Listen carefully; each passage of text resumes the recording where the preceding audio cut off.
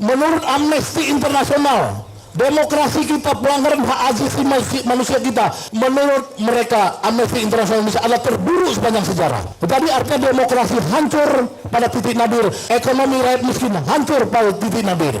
Jadi teman-teman sekalian, pada paper saya ini saya membuktikan bahwa di zaman Jokowi ini, ketika demokrasi hancur, ekonomi juga hancur. Jokowi ini 5 tahun pertama, menurut tim pengentasan kemiskinan yang resmi negara kita, itu rata-rata penurun kemiskinannya 0,5%. Tapi menurut CNBC Indonesia, selama 5 tahun pertama Jokowi hanya berhasil menurunkan kemiskinan 1,04%, yang terburuk sepanjang sejarah. Nah, kita vektor, kita sudah buat namanya poros perubahan Indonesia. Kita akan lakukan terus gerakan-gerakan memperkuat poros perubahan itu. Perubahan ke arah apa? Perubahan menghancurkan oligarki, menghancurkan PT 20% anti demokrasi, menghancurkan kekejaman terhadap para habaib, para ulama dan lain-lain, pemenjaraan orang-orang politik. Itulah arah kita. Karena kalau tanpa arah, untuk apa kita berkumpul?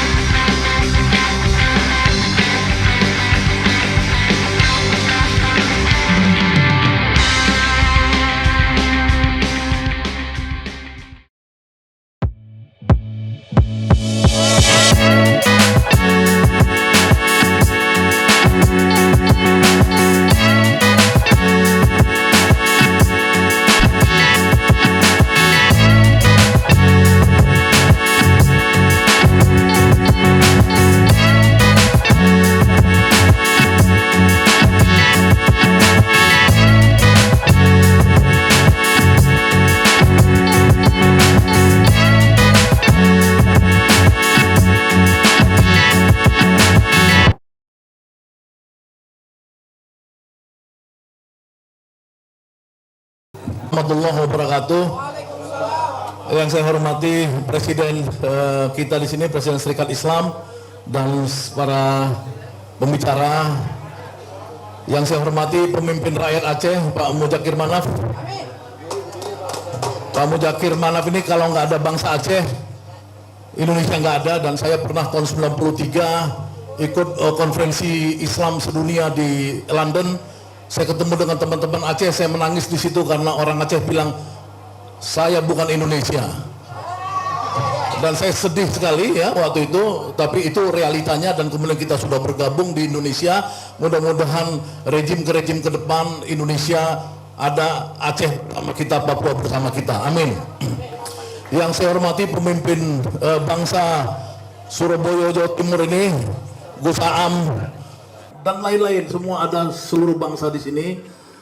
Wabil khusus sebenarnya saya ingin menyebutkan 3 nama di sini.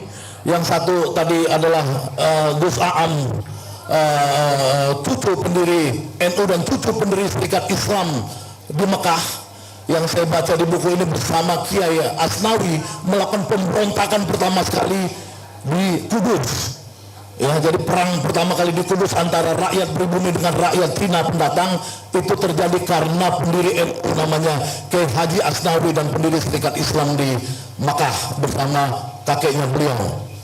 Yang kedua yang saya mau sebutkan kedua, Pak Anwar Fuadi yang ada di sini. Yang ketiga adalah Ibong Sahroja yang orang nggak tahu.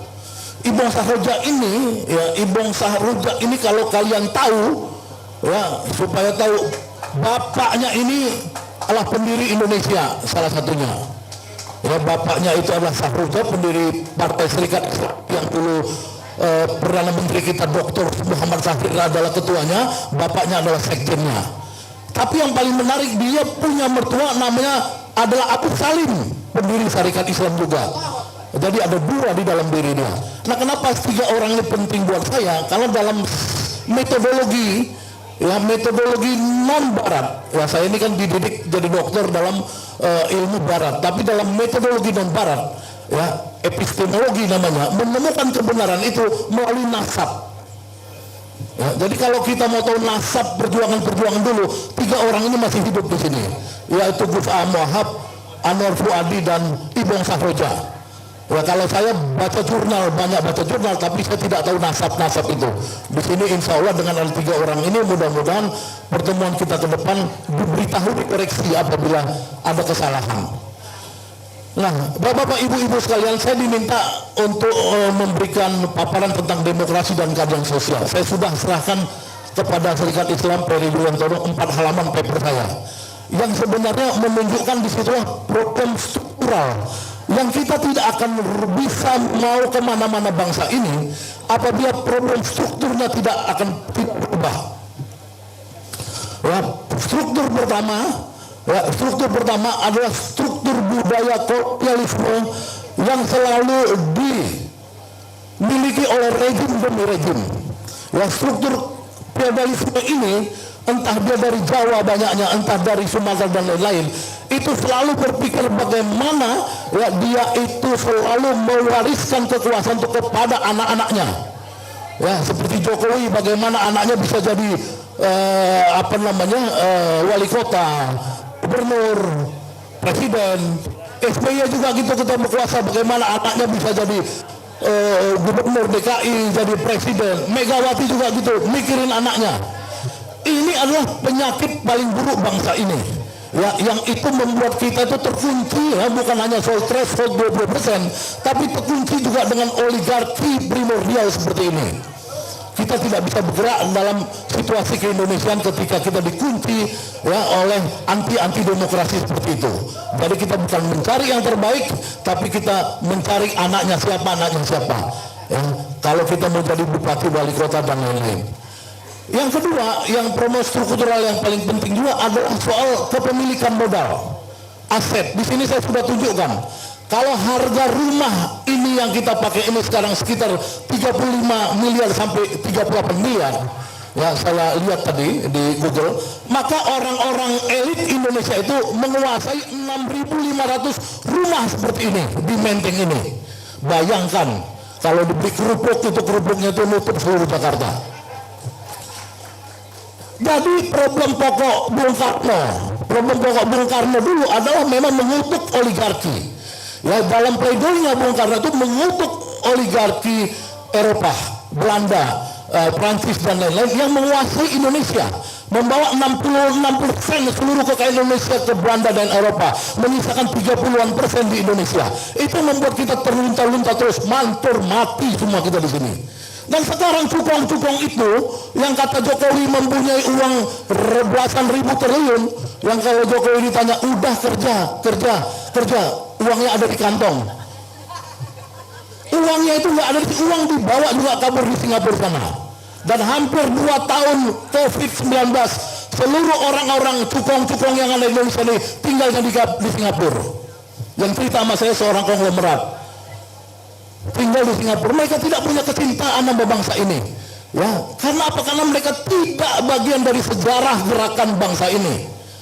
Karena bagian dari sejarah gerakan bangsa ini pasti mencintai bangsa ini. Tapi kalau dia tidak mencintai bangsa ini, maka dia bukan bagian dari sejarah gerakan bangsa ini. Dan mereka lah yang mengontrol uang yang ada di Indonesia ini, mengontrol dari struktur aset-aset. 2% orang di Indonesia menguasai semua properti yang ada di Jakarta. Mau kamu pergi ke Kelapa Gading, mau kamu pergi ke ya, terima kasih saudara moderator. Teman-teman sekalian, saya lanjutkan ya. Mungkin kita biar tertib, yang sholat dulu, yang belum sholat kita lanjutkan diskusi ini. Selamat datang Dr. Ahmad Yani Esa, ini ketua Partai Masumi. Ahmad Yani alirannya sholat dulu dia.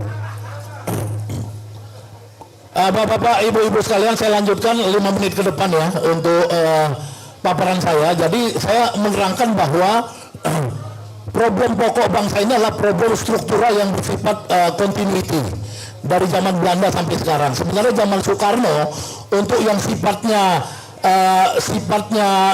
ekonomi, Soekarno sudah berusaha untuk melakukan rekonstruksi, sudah coba menghancurkan kerajaan-kerajaan bisnis yang dibawa oleh warisan kolonial, baik dalam struktur hierarki kaum Barat maupun kaum Timur asing.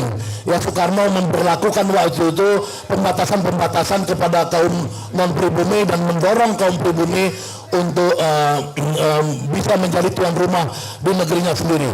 Tapi zaman Soeharto, ya sebagaimana kata Profesor Jeffrey Winters dalam disertasinya tentang oligarki, sesungguhnya Soeharto itulah yang membentuk kembali ratusan raja-raja kaya, pemuluk-pemuluk kaya yang tidak bisa diatasi sampai sekarang.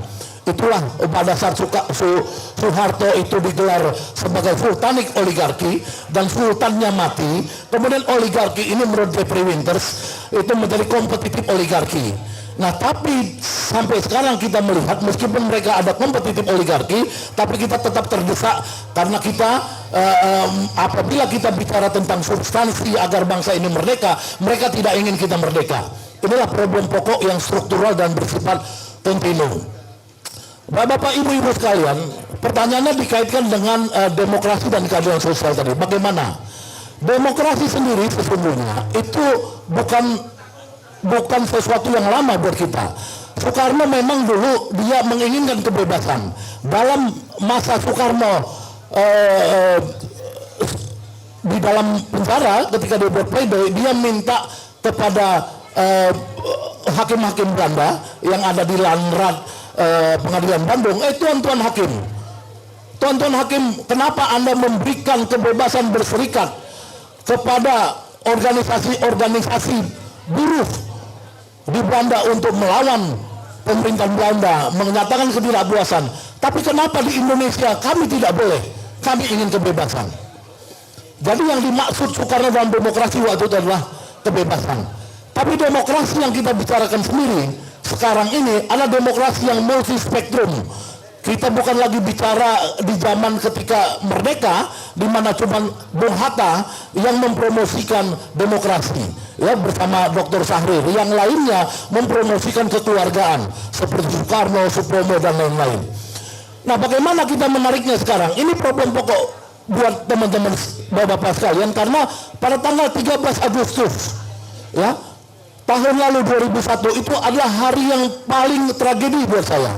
Karena pada saat pagi hari jam 6 pagi saya akan keluar dari penjara Barreskrim dan saya minta kepada kepala penjara, tolong berikan saya waktu 10 menit 20 menit ketemu Habib Rizik. Akhirnya ketua penjara, kepala penjara waktu itu mengatur saya bisa ketemu Habib Rizik untuk pamit tanggal 13 Agustus. Saya bilang, Bib, saya sudah baca semua buku yang Habib berikan nama saya. Karena Habib Rizik mengatakan, Saganda kamu harus belajar Islam. Buku-bukunya mana, Bib? Dikasih buku-buku sama Habib Rizik. Saya baca bla bla bla, selesai 10 bulan. Kemudian saya tanya sama Habib Rizik, sekarang Ana mau tanya pada Habib, benarkah Habib ini tidak bisa menerima sedikit pun soal demokrasi? Kemudian Habib Rizik mengatakan, tidak benar, dia bilang, karena saya satu hari bertemu dengan Kristiadi dari CSIS. Dia mengatakan bahwa apakah Habib Rizik bisa berdemokrasi? Nah, kemudian Habib Rizik bilang demokrasi itu boleh, demokrasi itu bisa untuk model Indonesia yang saya perjuangkan. Penerapan syariah itu diberikan pada daerah-daerah yang mayoritas Islam. Artinya Habib Rizik itu sama dengan Abu Ala Al-Maududi yang ada di Pakistan, Jamaat Al-Islami. Ini Habib Rizik berbeda dengan Said Qutb. Ya, Said Qutb di Mesir yang dia sama sekali memang pro kebebasan tapi anti pada demokrasi. Jadi ketika kita bicara saat ini di Serikat Islam, maka demokrasi itu harus kita kaitkan dengan pikiran Cokro Aminoto dulu. Apa yang dimaksud dengan demokrasi dalam bayangan Cokro Aminoto? Inilah pentingnya kita pada hari ini. Kalau enggak, nanti umat Islam yang merujuk perjuangannya pada gerakan pertama di Indonesia, yaitu gerakan Serikat Islam, itu kehilangan arah. Ya, karena kita berjuang tidak boleh kehilangan arah. Makanya ketika saya tarik ke percakapan saya dengan Habib Rizik, maka Habib Rizik mengatakan demokrasi boleh. Ya, dalam ruang lingkup yang dia gambarkan tadi, ya, model ala Al-Maududi zaman Al-Islami, bukan model dari Said Qutb yang tertutup sama sekali dengan demokrasi. Nah, ini pentingnya kita diskusi. Jadi demokrasi ke depan, meskipun tadinya datang dari barat, menghancurkan seluruh dunia, menghancurkan Ukraina, menghancurkan seluruh negara-negara sosialis ex-Soviet, gara-gara demokrasi ada, membuat perang ada di Rusia dan di Ukraina. Itu kita tidak boleh serta-merta lagi mengatakan bahwa demokrasi kita tolak. Sebagai umat Islam, saya mengatakan bahwa demokrasi itu harus bagaimanapun dikawinkan dengan pikiran-pikiran Islam yang pernah ada sepanjang sejarah yang ada di Indonesia ini. Jadi teman-teman sekalian, pada paper saya ini saya membuktikan bahwa di zaman Jokowi ini, ketika demokrasi hancur, ekonomi juga hancur. Jokowi ini 5 tahun pertama, menurut tim pengentasan kemiskinan yang resmi negara kita, itu rata-rata penurun kemiskinannya 0,5%. Tapi menurut CNBC Indonesia, selama 5 tahun pertama Jokowi hanya berhasil menurunkan kemiskinan 1,04%, yang terburuk sepanjang sejarah. Menurut Amnesty International, demokrasi kita, pelanggaran hak asasi manusia kita, menurut mereka Amnesty International Indonesia adalah terburuk sepanjang sejarah. Jadi artinya demokrasi hancur pada titik nadir, ekonomi rakyat miskin hancur pada titik nadir. Inilah situasi kita. Nah, ketika Peri tadi nanya, ini benar kan tulisan kamu, judulnya? Judul tulisan saya ini adalah Demokrasi dan Keadilan Sosial, titik 2 tantangan menuju kepemimpinan baru 2024. Peri bilang benar nggak 2024 itu? Nah, teman-teman sekalian, saya bukan mau mempertahankan Jokowi sampai 2024. Artinya ini Jokowi kalau lebih cepat lebih baik. Ya, cuman bagaimana caranya? Tadi saya bisik-bisik sama Jumur, ini gimana Jum, nasib lu Jum? Jumur kan menurunkan 1 juta masa sebentar lagi untuk Omnibus Law. Omnibus Law dia sebagai serikat buruh. Tapi itu kan bagaimana Jum dengan Tan Malaka? Kira-kira siapa lebih banyak kita di penjara daripada Tan Malaka? Saya dan Jumur ini kan kalau dalam bahasanya Tan Malaka kan dari penjara ke penjara. Nah, Jumur bilang jangan-jangan sebentar lagi gue masuk penjara lagi kan. Ya, mudah-mudahan insya Allah enggak. Tapi itulah perjuangan kita, bapak-bapak, ibu-ibu, dalam Serikat Islam ini. Kita ketemu juga dengan tokoh-tokoh istilah Anwar Fuadi, KW2 itu gini maksudnya. KW2 itu ada pendiri Republik Indonesia, ada anak-anaknya. Jadi apa nih? Persatuan Perintis Kemerdekaan, ada anaknya, putra putri. Nah, kalau Anies Baswedan KW3 karena kakeknya yang pejuang. Kalau Ibong KW2. Nah, ini banyak KW2 di sini. Nah, refleksi ini mungkin akan menguatkan spirit kita. Ya, di dalam ilmu matematika itu ada vektor dan skalar. Ya, kita boleh berkumpul, itu menjadi satu kekuatan, itu namanya skalar. Kalau tanpa arah, ya. Kalau kita kasih arah itu namanya vektor. Nah, kita vektor, kita sudah buat namanya poros perubahan Indonesia. Kita akan lakukan terus gerakan-gerakan memperkuat poros perubahan itu. Perubahan ke arah apa? Perubahan menghancurkan oligarki, menghancurkan PT 20%, anti demokrasi, menghancurkan kekejaman terhadap para habaib, para ulama dan lain-lain, pemenjaraan orang-orang politik. Itulah arah kita. Karena kalau tanpa arah, untuk apa kita berkumpul? Demikian, wassalamualaikum warahmatullahi wabarakatuh.